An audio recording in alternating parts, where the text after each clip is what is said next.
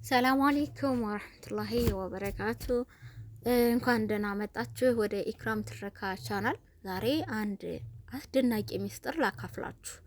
ብዙዎቻችን ትልቅ ለውጥ ለማምጣት ትልቅ እርምጃ መራመድ ያለብን ይመስለናል። ነገር ግን እውነታው ሌላ ነው።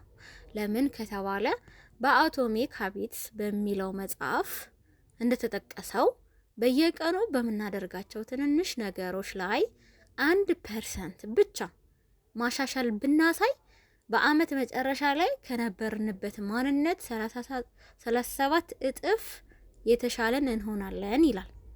ትልቅ ውጤት የትናንሽ ልምዶች ድምር ውጤት ነው።